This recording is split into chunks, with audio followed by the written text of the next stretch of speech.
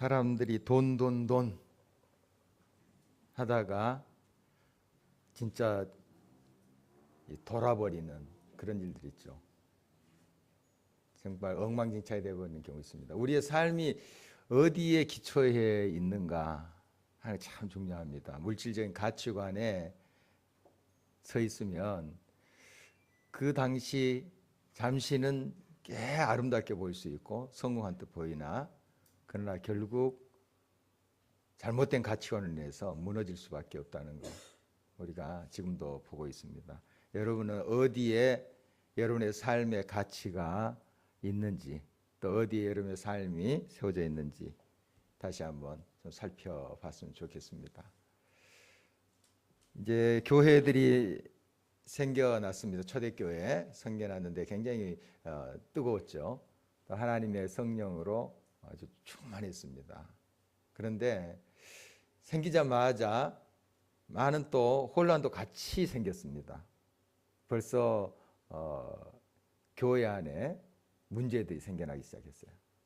그러니까 정말 은혜스러운 것만 있지 않고 거기에 또 여러 부작용들이 같이 생겨났습니다. 그것이 또 교회의 힘을 빼버렸죠. 우리 한국교회도 초기에 얼마나 뜨거웠습니까? 여러분이 직접 경험을 이제 하지는 못했지만은 정말 120, 30년 전에 이 땅에 이제 복음의 씨앗이 뿌려지고 정말 얼마나 아름다운 하나님의 역사가 일어났다는 것을 우리가 많이 듣고 있습니다. 정말 뜨거웠습니다. 그리고 말씀 신앙으로 서려고 그렇게 애썼던 우리 신앙의 선배들의 이야기를 많이 듣고 있습니다. 지금은 어떻습니까? 교회가 외향적으로 많은 이제 부흥이 있었지만 오히려 말씀 신앙보다도 이 세상의 가치관에 세워 있는 그 교회의 모습 우리가 지금 느끼고 또 발견하고 있습니다. 또 우리의 가치관 지금 어떻게 세워져 있는가 또 우리가 확인해 볼 때 또 빨리 발견해 볼 수가 있겠습니다. 한 30여 년 전만 해도 지금 중국 교회 정말 뜨겁더라고요. 제가 가봤더니 정말 하나님을 향해서 열정이 대단해요. 그런데 제가 이제 재작년에 중국에 갔을 때 벌써 그 중국 교회 그 지도자들이 그런 이야기 하더라고요. 한국 교회 많이 닮아간다고. 30년이 그렇게 어떻게 보면 짧은 시간인데 정말 그렇게 변질이 돼버리더라고요. 물론 다 그런 것은 아니에요. 다 그렇다고 우리가 말할 수 없죠. 지금도 중국에 보면은 굉장히 순수한 그런 신앙이 발견됩니다. 정말 그 시골에 들어가서 우리가 성경 공부를 했는데요. 재작년에도 정말 그 뜨겁게 사모하면서 하시더라고요. 그런데 이제 그분들의 이야기예요. 지금 중국 교회가 많이 한국 교회처럼 물질주의로 많이 돌아간다. 한 30년 전에 그 봐왔던 그런 모습하고 지금의 모습이 많이 다르다 하는 거 제가 또 간접적으로 그런 증언을 통해서 들 수가 있었습니다. 정말 이와 같이 우리가 처음에 가졌던 그 하나님을 향한 사랑, 순수함을 이렇게 계속 간직하지 못하는가. 우리가 날마다 성령으로 충만하지 아니하면 이 힘을 잃어버립니다. 한때 뜨겁고 한때 성령의 충만함을 받고 그것으로 계속 지속되질 않아요. 우리가 예수 그리스도를 만나는 사건은 예수 그리스도를 믿고 구원받는 사건은 이례적이지만 날마다 하나님의 성령으로 충만한 것은 계속돼야 되는데 이것이 힘을 잃어버린 거죠. 그래서 세상의 가치관이 들어와서 우리를 이제 운행해 가는 거죠. 그런 이제 모습들이 얼마나 안타까운지요. 지금 이제 이 나라의 이제 모습도 그런 것이죠. 계속 돈 하지 않습니까? 그래서 돈도 뭐 실력이다 뭐 이런 이야기를 했다고 하네요. 누가? 정모 씨가 돈도 실력이다. 이게 그 한 사람의 이야기만은 아닐 거예요. 그렇게 생각들 많이 해요.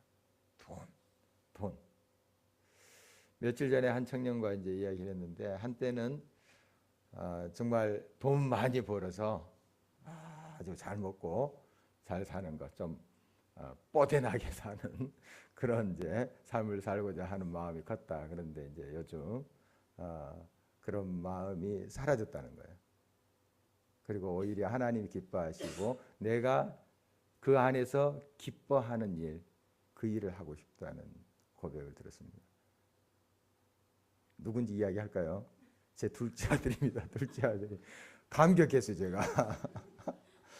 진짜 감동했어요. 둘째 아들이 그런 말을 할 줄은 몰랐어요. 예, 이제 나중에 이제 할 줄을 알았지만 조금 제 생각보다 빨리 그런 소리를 하더라고요. 아, 정말 귀한 은혜를 받고 있구나 하는 생각을 했습니다. 예, 요즘 청년들이 변하고 있다는 소식들을 많이 듣잖아요. 예, 교회에서 또 우리 청소년들, 우리 교회 아들, 딸들이 정말 하나님의 가치관으로 바로서 가는구나. 뭐 완벽하지는 않겠죠. 지금도 과정 속에 있는 겁니다. 또 그러다 또 흔들릴 수도 있고. 그렇지만은 정말 이대로는 안 되겠다. 이대로 가면 안 되겠다. 예, 요즘 뭐 또 이대 한참 이제 패러디하는 이야기 많이 듣곤 합니다. 참 슬픈 이야기지만 우리가 웃지만 슬픈 이야기죠. 예, 이대로 가면 안 되죠. 정말 돈 하다가 미칩니다. 그런 가치관은 미쳐요. 우리 돈이 필요 없다는 건 아니지 않습니까? 돈 다 필요해요. 또 우리가 여러 사역하기 위해서 돈 필요해요. 또 바울 사도도 보면은 이 헌금을 걷어서 또 선한 사역을 합니다. 그리고 헌금 이야기해요. 그런 거 보면 돈이 필요합니다. 선교회 또 교회를 운영함에 다 돈이 필요합니다. 그러나 돈의 가치관에 교회가 서서는 안 되는 것이죠. 무너지는 겁니다. 썩는 것이죠. 그 교회에 미치는 거예요. 잘못되는 것입니다. 하나님 말씀 가운데 바로 서야죠. 그러다 보면 거기에 필요에 따라서 하나님이 또 채우시고 또 우리가 어떤 물질적인 재정적인 것도 구하고 하는 것이죠. 하나님의 일을 하기 위해서 이렇게 돼야 되는데 돈에 이제 노예가 되어버린 거죠. 돈 하다가 돈이면 다 된다. 돈이면 다 된다. 이런 생각들을 하니까 막 부정도 저지르고 정말 난리지 않습니까? 이런 모습을 우리가 보면서 나는 어떤 가치관으로 계속 서가는가, 어떤 가치관으로 다듬어져 가고 있는가, 우리 다시 한번 점검했으면 좋겠습니다.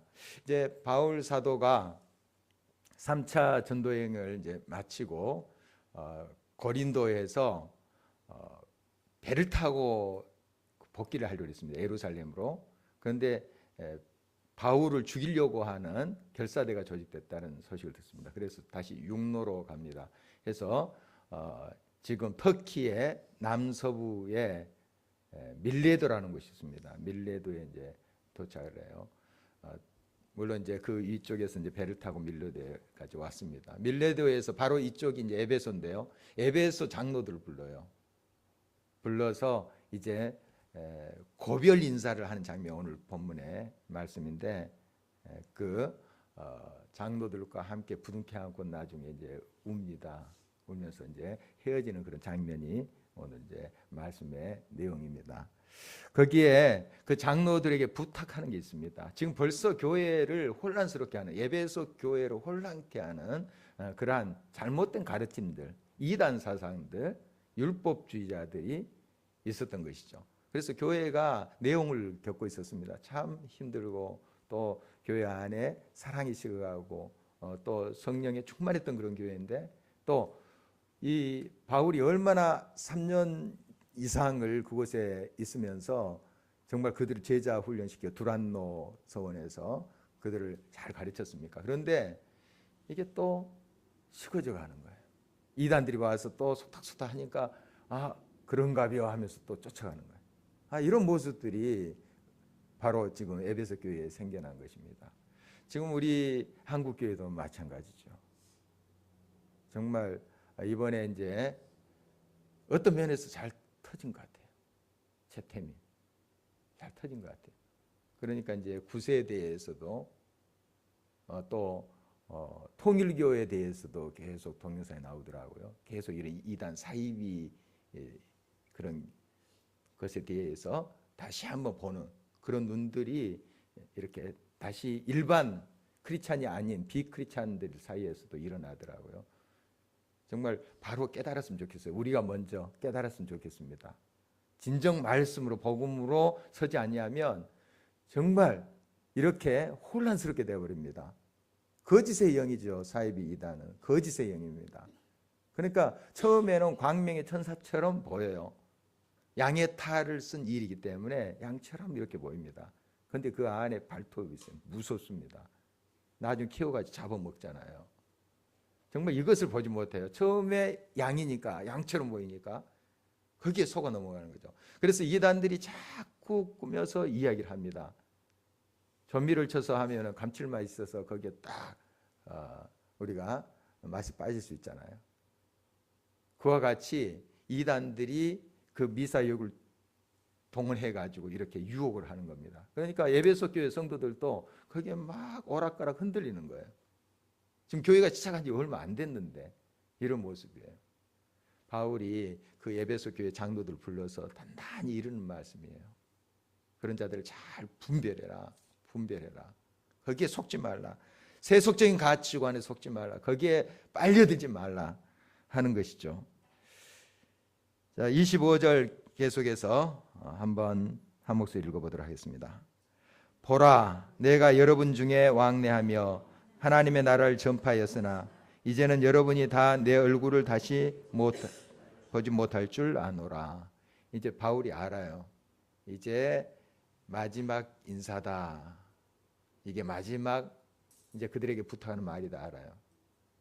지금 어렴풋이 느끼고 있는 겁니다. 자꾸 성령이 이끌어서 이제 로마로 인도하실 그런 비전을 지금 보고 있는 겁니다. 그러니까 예루살렘을 갔다가 이제 로마로 나중에 가게 되는데 자꾸 성령이 그렇게 이끄심을 느껴요. 그래서 이제 에베소 교회 장로님들을 불러가지고 이제 이게 마지막이다 하면서 간곡히 이제 부탁을 하는데 26절 계속해서 27절까지 보도록 하겠습니다. 그러므로 오늘 여러분에게 증언하거니와 모든 사람의 피에 대하여 내가 깨끗하니 이는 내가 꺼리지 않고 하나님의 뜻을 다 여러분에게 전하였음이라. 하나님의 뜻을 여러분들에게 잘 낱낱이 하나님의 복음에 대해서 전했다. 그리고 하나님의 복음의 말씀으로 인해서 구원의 도를 여러분들 가르치고 또 그 하나님의 말씀 구원의 도를 받지 못한 사람의 심판에 대해서 하나님 믿지 않는 자들의 심판에 대해서 낱낱이 소상하게 잘 설명하고 가르쳤다. 28절 계속해서 보겠습니다. 그러므로 여러분은 자기를 위하여 또는 온 양떼를 위하여 삼가라. 성령이 그들 가운데 여러분을 감독자로 삼고 하나님이 자기 피로 사신 교회를 보살피게 하셨느니라.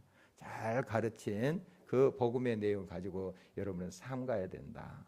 정신 차려서 이 세속에 물들지 말고 이런 게임에 속지 말고 잘 여러분들이 서 있어야 된다. 왜냐하면 30절 계속 읽어보겠습니다. 29절 30절 내가 떠난 후에 살아온 이리가 여러분에게 들어와서 그 양떼를 아끼지 아니하며 또한 여러분 중에서도 제자들을 끌어 자기를 따르게 하려고 어그러진 말을 하는 사람들이 일어날 줄을 내가 아노라. 벌써 일어났어요. 사실은 사나운 일이라고 표현을 합니다. 양떼들을 잡아먹는. 처음에는 이제 자기 자신을 숨기죠. 그러나 이제 접근해서 양떼를 결국 잡아먹는 그런 이단 사상을 이야기하는 것입니다. 그리고 어그러진 말을 하는 사람들 이렇게 좀 그럴듯한 말을 하면 속아 넘어갑니다. 그러니까 이단들의 특징이죠. 거기에 넘어가지 말라 하는 그런 지금 경고의 말씀입니다. 벌써 교회들에게 그 당시 초대교회들에게 이런 이단 사상이 퍼져 있었던 것이죠. 여러분 정말 말씀으로 그러므로 돌아가야 됩니다. 그것밖에 없어요. 말씀의 가치관으로 하나님의 말씀의 가치관으로 돌아가야 돼요. 그래서 항상 우리 자신을 비우고 항상 나를 내려놓고 하나님의 가치관을 써야 됩니다. 하나님의 가치관, 말씀으로 돌아가야 돼요. 그래서 눈물로 내가 너희들을 3년 동안 가르친 게 그거다. 이 세상의 가치관, 이 세상의 그러한 화려한 그런 삶이 아니고 하나님의 말씀의 복음의 굳게 서 있는 것이, 그것이 진정 사는 길이다. 그것이 바로 생명을 꽃피우는 길이다 하는 것을 눈물로 너희들이 호소하면서 가르친 것이 바로 그 내용이다 하는 것을 강조하고 있습니다. 그러니까 그 처음에 복음을 꼭 붙잡아라, 흔들지 말라, 이런 말씀이에요. 여러분, 정말 그래서 항상 하나님의 말씀 중심으로 돌아가자 하는 것이 여기 있어요. 말씀 중심으로. 하나님 말씀을 묵상하고 말씀을 얼마나 내가 사랑하는가 하는 거예요. 뭐 중국 이야기 했습니다. 지난번에도 정말 뜨겁더라고요. 저보다 성경을 더 많이 아는 것 같아요. 성경에 대해서는 뭐 신학이나 여러 주변적인 것은 뭐 우리가 많이 알죠. 많이 배웠으니까. 근데 성경은 진짜 그들이 그냥 뭐 다 외웠다면 좀 이제 좀 너무 과장된 거지만 얼마나 막 시간 날 때만 성경 읽더라고요. 여러분 뭐 신학 서적도 많이 없거니와 그냥 이 말씀, 물론 이제 말씀을 자의적으로 해석하는 거 그게 조금 있긴 하더라고요. 이렇게 대화를 나눠보니까 그건 위험해요. 그러니까 신학이 필요한 거고 정확히 이 말씀을 깨닫는 것이 필요해요. 그래서 그분들은 잘 이렇게 깨우쳐서 설명해 주면 그런 거군요, 제가 오해했군요, 겸손하더라고요. 잘 우리가 그걸 잘 배우지 못했습니다, 우리 식대로 이제 그것을 이해했군요, 이렇게 반응을 해요. 참 겸손하게 이렇게 배울 자세가 돼 있죠. 성경 읽고 또 성경에 대한 걸 이야기하면 딱 대답을 해요. 그리고 많은 구절을 외우고 있더라고요. 뭐 이렇게 목사님도 아니에요, 전도사님도 그런 제도가 별로, 신학교는 있습니다만은 제 갖춰지지 않았습니다, 중국이. 그렇지만은 그 신학생 이상으로, 목사님 이상으로 성경에 대해서는 많이 이렇게 알고 또 암송하고 그런 모습을 봅니다. 이 순수하게 하나님 말씀을 사랑하고자 하는 그 마음을 볼 수가 있었어요. 참 귀한 것 아니겠습니까? 그래서 이제 그들이 이 성경을 자의적으로 자기들 식대로 해석하지 않게 하기 위해서 신학이 필요합니다. 잘 가르쳐주고 여러 하나님의 말씀을 종합해서 보는 눈을 키워주는 게 필요해요. 그렇지 않으면 막 자기 식대로 성경 많이 아는데 그 자기가 생각하는 것에 맞춰가지고 성경을 해석할 수가 있어요. 그것도 위험한 것이죠. 그러니까 중국에서 벌써 이단들이 생겨나요. 성경 많이 읽고 또 기도하는데 중국에서 지금 그런 현상들이 많이 일어나고 있습니다. 이거 위험합니다. 그래서 우리가 바로 성경을 가르쳐 줘야 되죠. 여러분이 그러므로 항상 하나님의 말씀을 받을 때 여러분의 생각을 늘 비울 자세가 돼야 됩니다. 그래야지 들려요. 그래야지 바로 볼 수 있어요. 하나님 말씀을 가까이 하십시오 하되 여러분의 생각을 자꾸 비워야 됩니다. 그리고 말씀이 항상 말씀하시도록, 하나님의 말씀이 어떤 말씀인가 하는 걸 들을 수 있도록 해야 됩니다. 그렇게 말씀에 굳게 서 있을 때 이 세상의 혼동스러운 가치관을 우리가 거슬러 갈 수가 있는 것이죠. 지금 많이 혼탁해져 있는 거 우리가 피부로 느끼고 있지 않습니까? 정말 많이 영적으로 지금 어수선합니다. 어수선해요. 교회조차도 하나님 말씀 중심이 아니고 이 세상의 가치관 중심으로 서 있는 경우가 많습니다. 그러니까 어떤 하나님의 일을 하기 위해서 하나님의 뜻이 먼저 가야 되는데 뭔가 우리가 갖춰야 되고 물질이 있어야 된다는 것이 먼저 앞서요. 그게 있어야지 일을 한다, 이런 생각들을 많이 해요. 이건 세상이 이제 사업적으로는 그렇게 생각할 수 있겠습니다. 그러나 하나님의 일은 그렇지 않아요. 하나님의 뜻이 앞서가는 거예요. 물론 그렇다고 무모하게 우리가 도전해서는 안 되겠죠. 하나님 뜻을 분명히 믿고 또 묻고 우리가 나가야 됩니다. 하나님의 뜻이라면 우리가 순종하는 거예요. 그러면 하나님이 채우세요. 바울이 뭔가 많이 물질이 있어서 선교하는 것 아니에요. 하나님이 가라고 하니까 가는 거예요. 가니까 하나님께서 사람을 통해서 역사하십니다. 그 어렵고 힘든 상황에 있었던 그 마게도냐 교회들이 스스로 헌금을 해요. 자기들도 어려운데 헌금을 해요. 바울을 지지합니다. 또 지원합니다. 해서 선교를 하게끔 해요. 또 예루살렘 교회를 해서 헌금을 해서 보내기도 하고, 자기들이 풍족한 게 아닙니다. 그러니까 하나님의 뜻이 항상 먼저 가는 거예요. 하나님의 뜻대로 행하니까 하나님이 그의 삶에 채우시고 역사하신 거예요. 조지 뮬러의 이야기도 여러분 많이 듣잖아요. 정말 하나님의 뜻이 무엇인가를 분별해서 그 뜻대로 그 아들을 사랑하고 품고 나갈 때 하나님께서 기가 막히게 채우시고 역사하시는 것을 그가 경험한 것들을 우리가 듣고 있지 않습니까? 여러분, 하나님의 뜻이 항상 앞서야 됩니다. 하나님의 뜻이.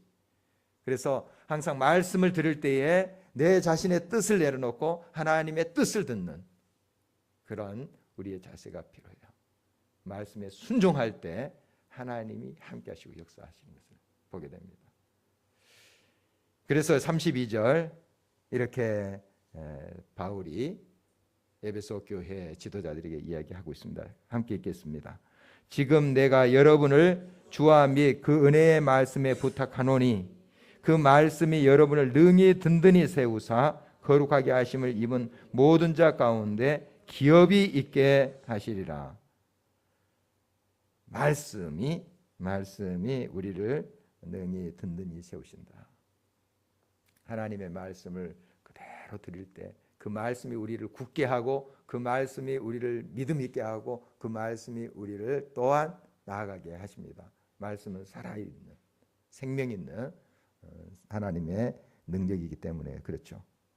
바로 그렇게 하나님의 말씀에 든든히 서서 하나님의 뜻대로 행할 때 모든 자 하나님의 그 부르심을 받고 말씀에 순종하는 자를 거룩하게 하시고 기업이 있게 하신다. 하나님의 나라를 상속하게 하신다 하는 것이죠. 그를 통해서 하나님의 나라가 확장하게 하신다. 이렇게 말씀하고 있습니다. 정말 지금 우리가 증거를 보고 있습니다. 한국 개신교회가 얼마나 많이 지금 무너져 내려가고 있고 숫자상으로도 많이 지금 줄어들고 있습니다. 굉장히 지금 눈에 띄게 그렇게 보이고 있어요. 저희 노회가 있는데요. 교회 위에 이제 그 교회 연합체입니다. 노회가 있고 이게 또 노회들이 모여서 총회라고 해요. 이런 이제 교회 조직이 있습니다. 저희 노회에 가면 이제 자료를 줍니다. 이렇게 책으로 묶어진 노회 자료를 줘요. 그러니까 1년에 노회가 2번씩 있어요. 이 자료를 주는데 거기에 보면 이제 교회 현황이 쫙 나와 있습니다. 우리 노회에 소속된 교회들의 현황이 나와 있어요. 뭐 유치부, 또 어린이, 청소년, 청년, 청장년 이렇게 해서 쭉 숫자 나와 있습니다. 보면 텅텅 빕니다. 텅텅 비어요. 지금 해마다 그걸 보잖아요. 1년에 2번씩 보잖아요. 느낍니다. 우리 교회 사이즈만 작년 사이즈만 하나 교회의 주일학교 텅텅 빕니다. 우리 교회 참 정말 이 사이즈의 우리 교회의 교회 학교만큼 교회 학교가 잘 운영되는 데가 거의 안 보여요. 심각합니다. 우리만 봐서는 안 돼요. 우리가 뭐 이 정도겠지 아닙니다. 텅텅 특히 중고등부 텅텅 빕니다. 청년들도 말할 것도 없고요. 심각해요. 심각합니다. 왜 이런 현상들이 지금 증거로 우리 앞에 보여지는가요? 우리가 생명을 잃어버렸기 때문에 그렇습니다. 생명력을 잃어버렸기 때문에 그래요. 처음에는 좋아요. 세상 것 좋고 세상의 가치관 쫓으면 뭔가 되는 것 같고 뭔가 유지되는 것 같아요. 화려하게 보일 수도 있고 그럴듯하게 보일 수 있어요. 그러나 힘을 잃어버려요. 얼마 못 가서 힘을 잃어버립니다. 말씀만이 능력이에요. 말씀만이. 하나님 말씀을 우리가 돌아가자 하는 것이 그것이에요.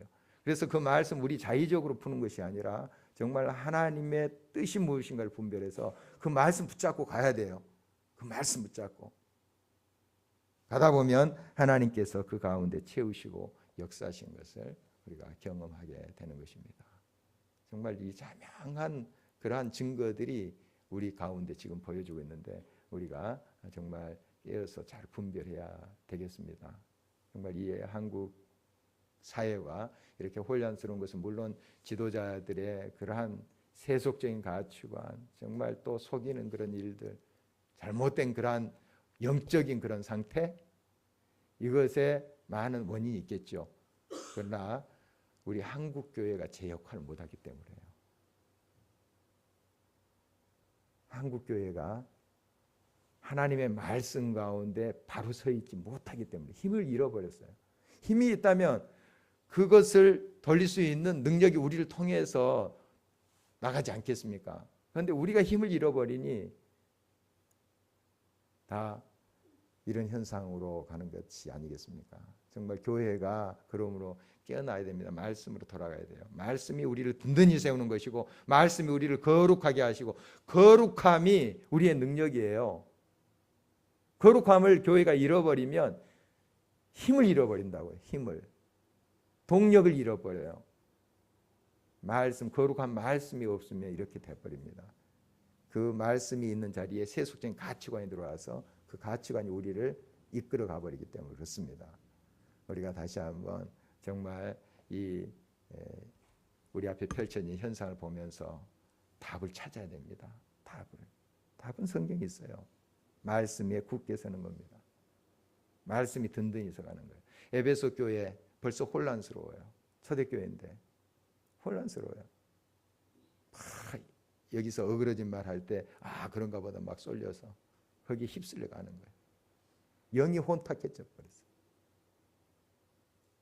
다시 정말 눈물을 흘리면서 지금 이 에베소 교회 장로들에게 부탁하고 있는 거예요. 말씀으로 돌아가십시오. 말씀으로 내가 가르치고 정말 눈물로 호소했던 그 말씀으로 돌아가십시오. 그리고 교인들 가서 교인들 그렇게 세우십시오. 그렇게 가르치십시오. 하고 지금 작별 인사를 하고 있는 거예요. 정말 유언과 같은 말씀입니다. 유언과 같은 말이에요. 이제 다시 너희들은 못 볼 줄 아노니. 유언과 같은 말이에요. 이 말은 여러 가지 말이 있겠지만 그 말만은 꼭 전달하고 싶은 거예요. 여러분 말씀으로 돌아가십시오. 내가 전한 복음의 말씀, 예수 그리스도의 복음의 말씀으로 돌아가십시오. 그것이 사는 길이고 이 교회가 새롭게 되는 길입니다. 하고 그들에게 부탁하는 말씀을 우리가 다시 한번 새겨야 되겠습니다. 지금도 바울 사도를 통해서 우리들에게 하나님께서 말씀하십니다. 교회가 진정 말씀으로 돌아가야 된다고 말씀하시는 거예요. 하나님 말씀 중심. 그래서 우리 생각을 다 비우고 우리의 가치관을 다 내려놓고 하나님의 말씀의 가치관으로 우리가 전적으로 돌아가야 됩니다. 이것이 우리가 사는 길이고 또 우리 자녀들이 우리 주변에 또 한국교회가 또 이 땅이 사는 길이에요. 자명한 것이 아니겠습니까? 지금 세상 사람들도 지금 느끼고 있어요. 혼탁한 영의 그러한 세계에서는 더 망가질 수밖에 없고 더 무너질 수밖에 없다는 거 세상 사람도 지금 어느 정도 지금 느끼고 있는 거예요. 이 사이비가 이만큼 무섭구나. 이렇게 구푸닥거리 하는 게 이렇게 무섭구나. 이게 혼란스럽게 하고 이 세상 이렇게 엉망진창으로 만드는구나. 이 세상 사람들이 그렇게 지금 느끼고 있어요. 그들이 또 말하고 있고 이제서야 여러분 우리가 먼저 깨달아야 될 것 아니겠습니까? 정말 그 공식을 우리가 잘 봐야 됩니다. 공식을 잘 봐야 돼요. 말씀만이 우리를 살립니다. 하나님 말씀만이 우리의 희망이에요. 말씀만이 우리의 생명이에요. 하나님 말씀을 꼭 붙잡고 그래서 그 말씀을 사랑하고 그 말씀 중심에 꼭 서가는 저와 여러분 되시기를 간절히 바랍니다. 오늘 계속해서 신약 각본의 주제 두 번째 시간을 갖고자 하는데요. 오늘은 사도행전부터 보도록 하겠습니다. 사도행전. 이제 신약 성경에 역사서가 있는데요. 마태, 마가, 누가, 요한도 이제 복음서지만 역사서로 보면 예수님의 행적 스토리 그것이 들어가기 때문에 역사서로 이렇게 분리를 이 책에서 하고 있습니다. 또 한 권이 더 있는데 역사서 사도행전입니다. 교회의 역사 사도행전 오늘 같이 보도록 하겠습니다. 사도행전은 말 그대로 사도들의 행적을 기록한 거예요. 사도들 여러 사도들이 나옵니다만 이제 13장 이후 뭐 그 전에도 이제 바울이 등장하지만 사울이라는 이름으로 바울이 직접 이제 선교 현장에서 동역자들과 하는 그러한 사역의 이야기는 13장 이후에 나옵니다. 그 이전에 이제 여러 또 교회의 태동과 또 여러 사도들이 나가서 복음을 증거하고 예루살렘, 사마리아 또 그 이방 지역까지 가서 사역하는 이야기가 나오죠. 자, 사도행전을 먼저 보도록 하겠습니다. 여러분 책에는 요 위에 그림이 하나 나와 있을 텐데 몇 사람이 이렇게 기도하고 있는 것 같아요. 책 있습니까? 여기가 생략되는지 모르겠습니다. 그 보면은 그 머리 위에 이 불꽃 같은 것이 하나씩 다 그려져 있습니다. 책 있는 사람은 좀 될 텐데 여기에 이렇게 그림이 있습니다. 네 사람 이렇게 나와 있고 머리에 불꽃이 이렇게 내리고 있어요. 이게 뭔가 하면 사도행전 2장 사건을 그리고 있는 것입니다. 성도들이 120여 명의 성도들이 기도에 전념했습니다. 막 부르짖으면서 우리 주님이 약속하셨죠. 부활하시고 승천하실 때 약속하신 성령을 기다리라. 그 주님의 약속대로 예루살렘에 기다리면서 기도했습니다. 막 열심히 기도했죠. 이제 부활하시는 50일째, 즉 오순절 날에 이제 약속하신 성령이 그들에게 임해요. 그런데 그 불의 혀 같은 것이, 불꽃 같은 것이 그들 위에 머무는데 어떻게 머무느냐면 각 사람 위에 머물더니 이렇게 돼 있어요. 각 사람에게. 그러니까 이 그림 잘 표현한 거예요. 각 사람에게 불꽃이 하나씩 이렇게 있는 겁니다.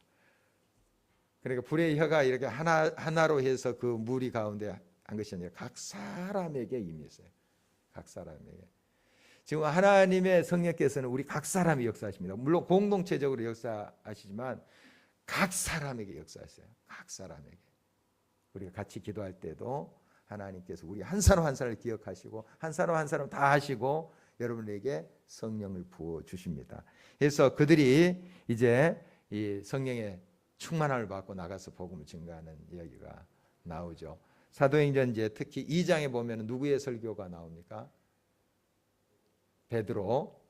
베드로가 설교했습니다. 설교할 때 사람들이 놀라요. 갈릴리 지역에서 온 사람들이 베드로 아는 사람들이 특히 놀랍니다. 왜 놀래냐? 저 사람 학교도 안 다닌 사람인데 무식장이 뱃사람인데 어떻게 저런 지혜로운 말을 전할 수 있을까? 다 놀래요. 성령의 역사는 놀랐습니다. 물론 예수님께 이제 제자 훈련 받곤 했지만 정말 성령이 그에게 역사하지만 그렇게 담대하게 복음을 또 지혜롭게 증거하지 못합니다. 하나님의 성령이 그에게 임하자 정말 이 이스라엘 역사를 쭉 뛰면서 그 하나님께서 메시아를 보내실 텐데 그 약속하신 메시아가 바로 이 나사렛 예수 그리스도 십자가에 돌아가신 그 예수다. 막 말씀을 통해서 증언합니다. 그러니까 사람들이 막 어찌알고 하면서 하나님께 돌아왔습니다. 회개하고 또 성령 충만을 받고 하는 사건. 하루에 3,000명이나 돌아왔다 하는 기록도 우리가 볼 수가 있습니다. 그리고 이제 7장으로 가면 스데반의 설교가 나와요. 유명한 스데반의 설교가 나옵니다. 그래서 1장부터 이제 7장까지 약 7년 1장부터 7장까지 사도행전 1장부터 7장까지 약 7년 예루살렘 교회의 모습, 교회가 태동하고 그들이 어떻게 복음을 증거하고 설교하고 했던 이야기가 기록되어 있습니다. 그리고 이제 스데반의 사건이 이제 7장에 나옵니다. 그리고 순교하는 사건이 있는데 그 순교로 인해서 교회가 이제 좀 흩어지게 됩니다. 물론 예루살렘 교회에 남아 있어요. 남아있지만 많은 성도들이 각 지역으로 흩어져요. 또 이것도 성령의 역사예요. 그들이 흩어진 곳마다 복음의 불을 당기는 그런 역사를 우리가 보고 있습니다. 그래서 예루살렘 교회에서 이제 좀 선교의 축이 안디옥으로 가게 됩니다. 안디옥. 지금 시리아입니다. 시리아, 이스라엘의 좀 북쪽에 있는 시리아 그쪽에 안디옥 교회가 막 뜨겁게 일어납니다. 그래서 이제 최초의 선교사를 보내게 되는데 그 선교사가 누군가요? 바나바와 바울. 그래서 이제 13장부터 이 선교 여행에 대한 말씀이 계속 기록되어 있는 것을 보게 됩니다. 우리가 지난번에 지도를 통해서 살펴본 바입니다. 1차, 2차, 3차, 4차, 5차까지 우리가 한번 5차는 좀 추정하고 좀 추측한 건데 그런 지도를 통해서 살펴본 내용입니다. 자, 그래서 여기에 있는 것처럼 13장부터 28장은 이제 바울의 전도 여행인데 사실 바울 혼자만 전도하는 것이 아니라 편의상 우리가 바울의 전도 여행이랍니다. 같이 해요. 같이. 항상 같이 합니다. 첫 번째 선교여행, 1차 선교여행 때도 바나바와 바울이 같이 해요. 바나바, 바울. 그리고 마가라는 요한일기라고도 하고 마가라 하는 청년도 같이 가요. 그러니까 같이 합니다. 혼자 하는 법이 없어요. 이제 2차 전도여행은 아시아를 통해서 저 마게도냐 드디어 유럽 쪽으로 가는 거죠. 빌립보를 통해서 해서 저 밑에 지금 그리스 남부 쪽에 고린도까지 갑니다. 고린도까지 가서 다시 돌아오는. 그래서 여러분들이 땅콩 기억하라고 여러분 지도를 통해서 여러분 그렇게 배우신 내용이죠. 3차 전도여행은 역시 아시아뿐만 아니라 그리스를 거쳐서 오는 것입니다. 그리고 4차는 로마로 가는 것이고 로마 제수의 몸으로 가죠. 가서 또 로마에서 복음을 증거하는 그의 모습을 보게 됩니다. 하나님은 꼭 이렇게 사람을 통해서 역사하시는 걸 보게 됩니다. 이 사도행전, 그러니까 사도들이 어떻게 행했다 하는 것을 기록한 건데 복음 전파의 행적들을 적어놓은 것이 행전이잖아요. 그렇지만 결국 하나님의 역사예요. 하나님 그렇게 하세요. 사람을 통해서 역사하시는 거예요. 꼭 일꾼을 통해서 그렇게 역사하시는 걸 봅니다. 그래서 사도라는 말 아포스톨로스라는데 그게 보냄을 받은 자 이런 뜻입니다. 여러분 책에도 좀 나와 있는데 보냄을 받은 자. 하나님이 보내셔서 그를 통해서 역사하신 거예요. 선지자도 마찬가지입니다. 선지자들도 옛날 구약 시대에 선지자 보면 하나님이 보내세요. 그리고 하나님이 그를 통해서 말씀하세요. 그가 이제 입을 열어서 말씀을 전하지만 하나님이 그를 통해서 하나님이 말씀하시는 거예요. 우리가 그걸 볼 수 있죠. 사도도 마찬가지입니다. 사도도 보내심을 받는 자. 보내심을 받는 자는 어떻게 해야 되겠습니까? 하나님의 뜻을 잘 알아야 되겠죠. 듣고. 그래서 하나님의 뜻을 전달하는 사람입니다. 그게 사도죠. 그 사도들의 한결같은 모습이에요. 다 보면 하나님의 뜻을 바로 알고 그 뜻을 전달하는 그들의 모습을 보게 됩니다. 이제 로마서를 한번 보도록 하겠습니다.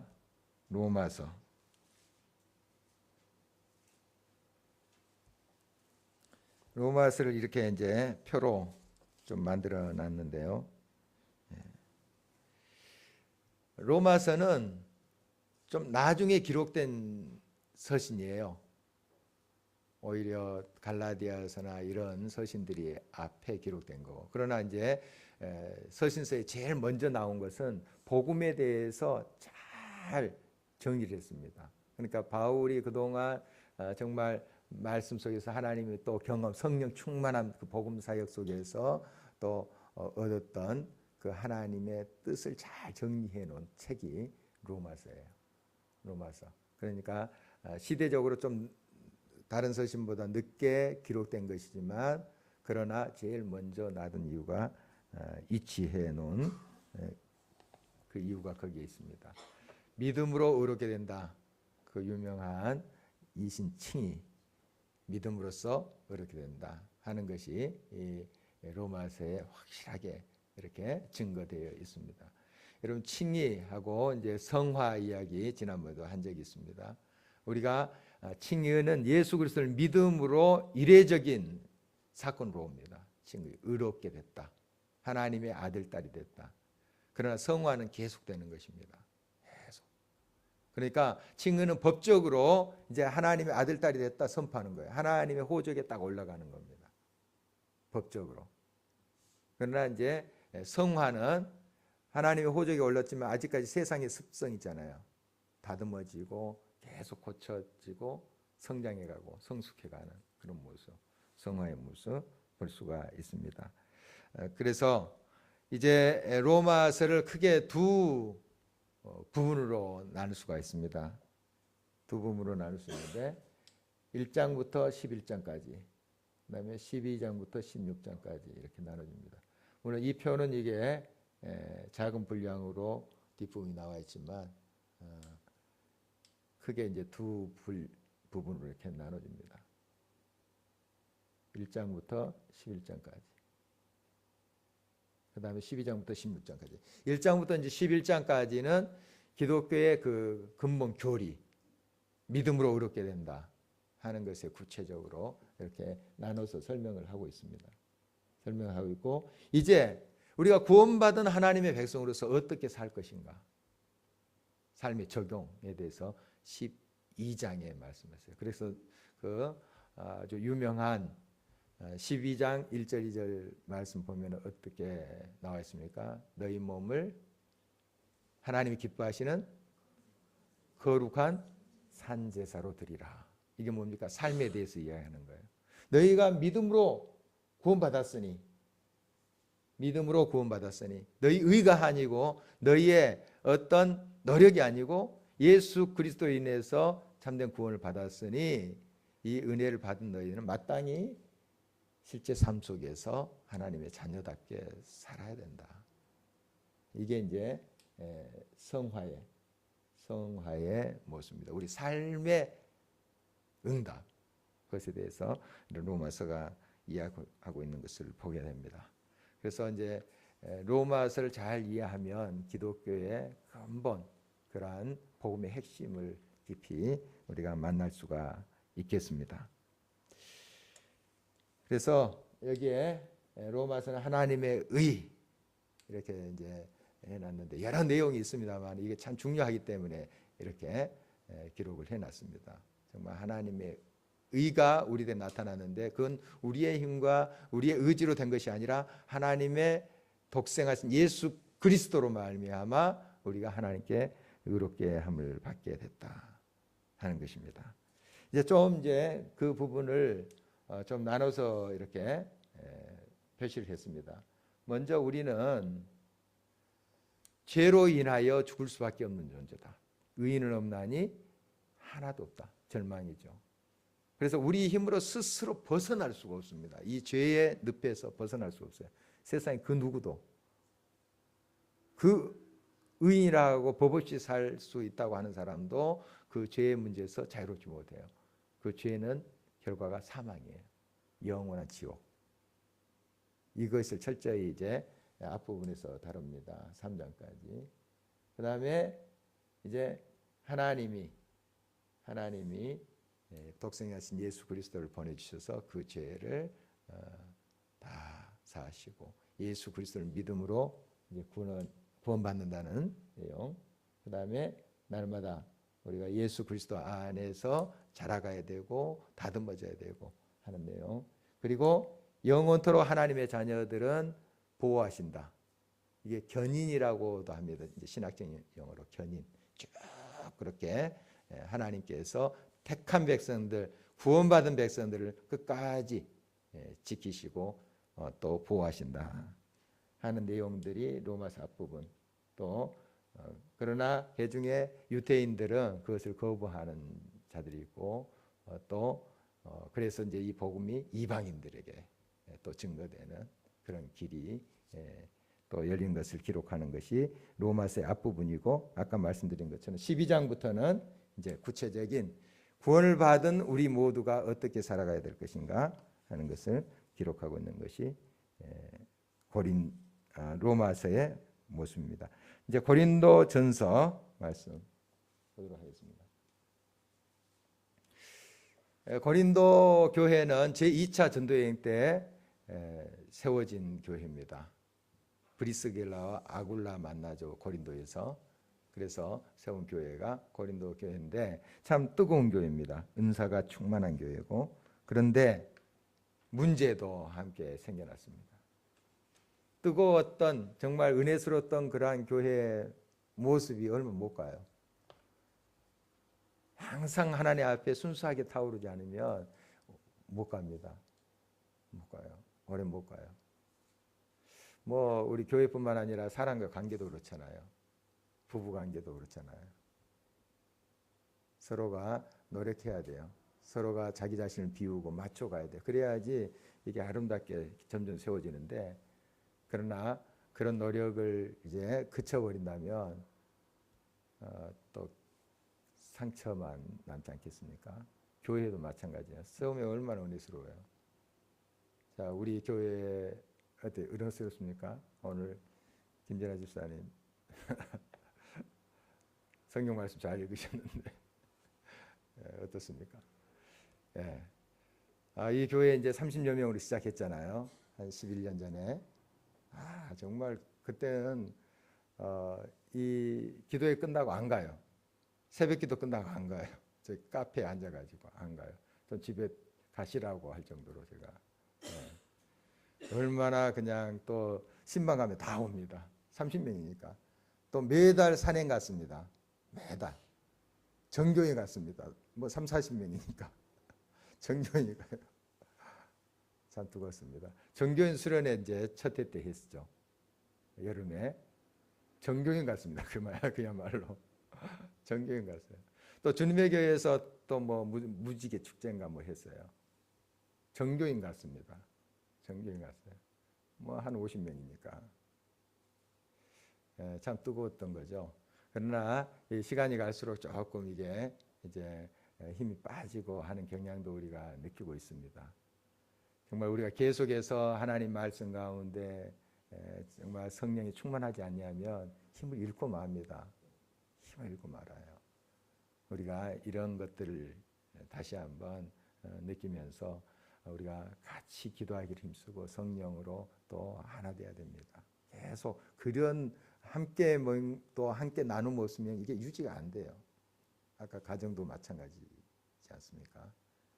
같이 서로를 비우고 서로를 맞추고 또 서로를 세워주고 이렇게 또 함께 할 때 타오른 거 아니겠습니까? 이 고린도 교회 참 은혜스러운 교회인데 벌써 문제가 심각하게 일어났습니다. 분열이 있었어요. 분열. 그래서 지난번에 우리가 많이 살펴본 바입니다. 파가 나눠졌습니다. 파가. 우리 교회는 없죠? 무슨 파 이런 파 없죠? 어디 전선희 주사 혹시 알고 계신가요? 쪽파, 대파, 양파. 정말 서로 다름을 인정해야 돼요. 다름을. 다른 걸 틀렸다 하니까 꼭 이 파가 나눠지는 겁니다. 저 사람 싫어. 딱 선을 그어버린 거예요. 좀 우리가 이해하면서 그 다름을 좀 품어보려고 이렇게 해야 됩니다. 기도하고 축복하고. 그래서 정말 우리가 하나 돼야 돼요. 이게 교회의 모습 아닙니까? 끊임없이 우리가 그러지 않으면 나도 모르게 그렇게 하고 있어요. 누군가는 배제시키고 누군가는 별로 이렇게 가까이 하고 싶지 않고 피하게 돼 있어요. 내가 일부러 저 사람 미워하리라 그렇게 결심한 사람 있습니까? 없겠죠? 없어요. 별로. 고약한 사람이 있을 수 있지만 보통 없어요. 근데 나도 모르게 그 사람을 좀 멀리해요. 배제해요. 나도 모르게.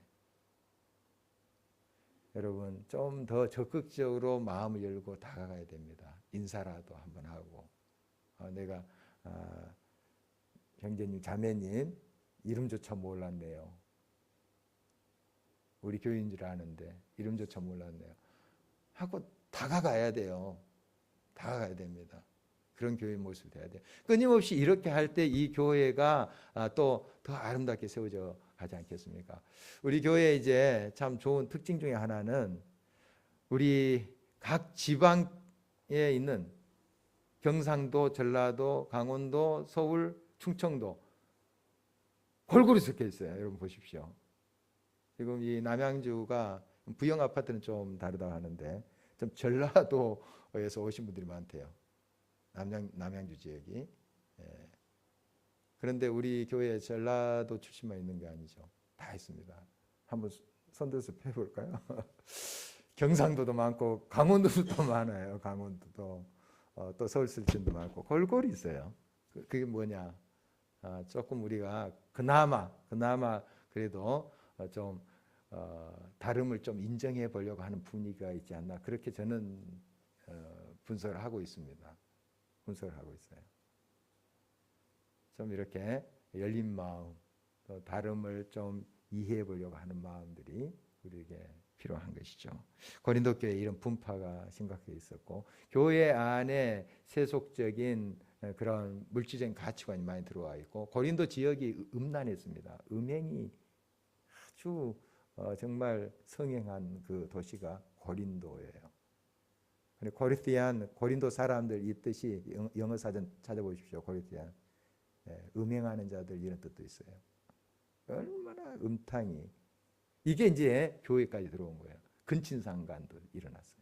교회 안에서 그 문제가 고린도서에 다뤄지고 있어요.